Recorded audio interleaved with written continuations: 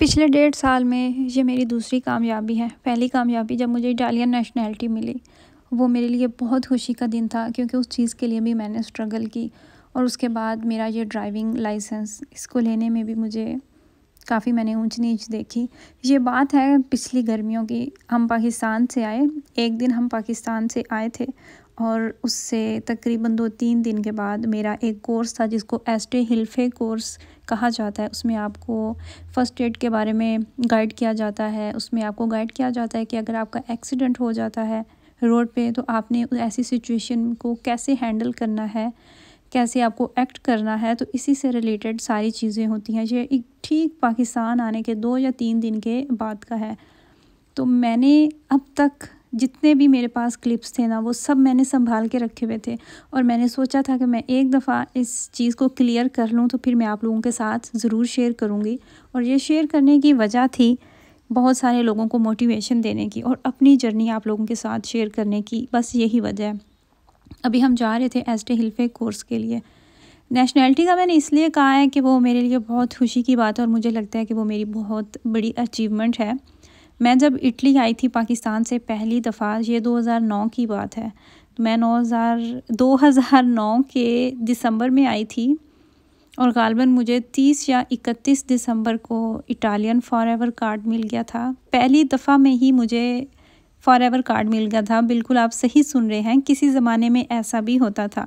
जिस दिन मुझे कार्ड मिला है उससे नेक्स्ट डे यानी कि 1 जनवरी को उन्होंने लैंग्वेज का कर दिया था कि लैंग्वेज अब कंपल्सरी है, आपने इटालियन फॉरएवर कार्ड लेना है। उसके लिए आपको इटालियन ज़बान आती होनी चाहिए। तो मुझे उस चीज़ का पता ही नहीं चला। एक तरफ मैं पाकिस्तान से आई और दूसरी तरफ मुझे कार्ड मिल गया। लेकिन जैसे ही मैं जर्मनी आई तो मुझे यहाँ पे बहुत स्ट्रगल करना पड़ी। 2-2 साल के बाद कार्ड मिलता था, फिंगरप्रिंट्स की डेट नहीं मिलती थी।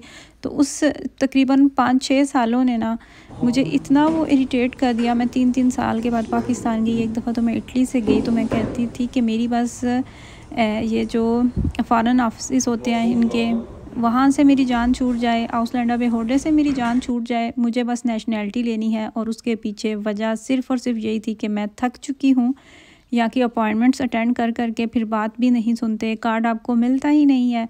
एमरजेंसी किसी भी टाइम हो सकती है, आपको पाकिस्तान किसी भी टाइम जाना पड़ सकता है। तो वो फिर जब मुझे नेशनैलिटी मिली, वो जिस तरीके से सारे डॉक्यूमेंट्स जमा किए, तो वो फिर मुझे लगता था कि अल्हम्दुलिल्लाह। वो मुझे पिछले साल मिली थी, वो भी मैंने आप लोगों के साथ व्लॉग शेयर किया हुआ है। तो वो मुझे मेरी खुशी की ख़बर थी, मेरे लिए खुशी की बात थी। तो उसके बाद मेरा ये लाइसेंस, अभी आपने मुझे देखा मैं क्लास में बैठी हुई थी।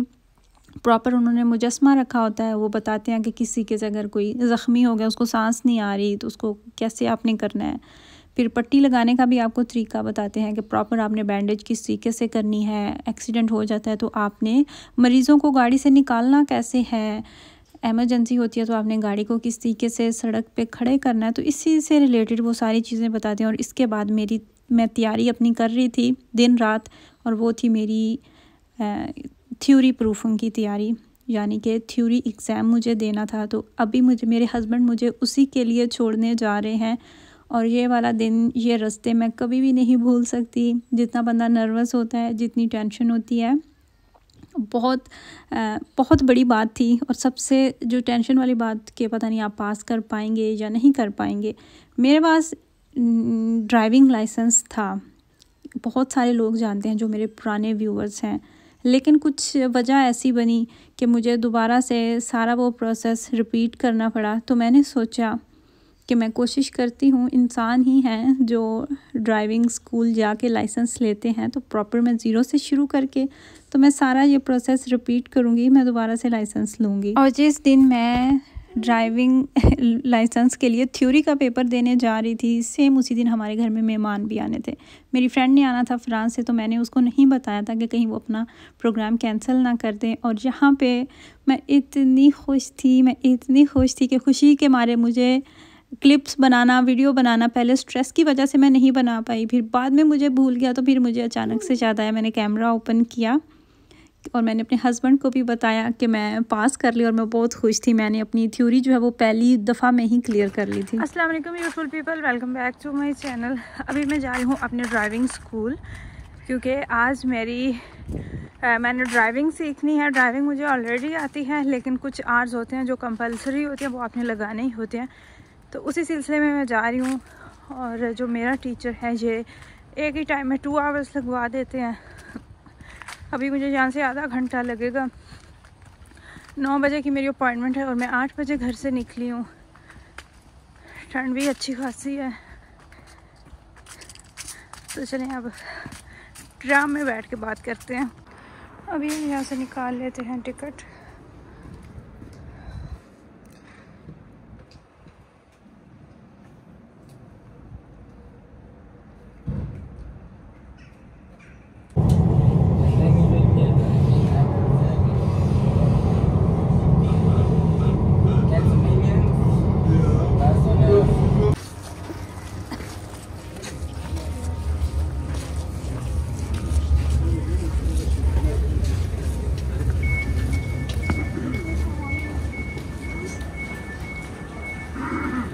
यहाँ से अब तकरीबन 8 मिनट की हमारी पैदल वॉक है।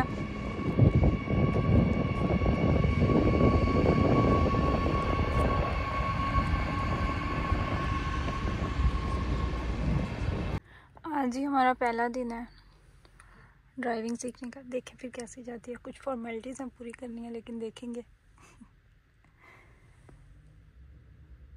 ये जो ड्राइविंग सीट पे बैठते हैं ना साथ टीचर, उनके वो 2 शीशे ऊपर होते हैं, वो नीचे भी सारे पैडल लगे होते हैं और ये आपके होते हैं सारा कुछ।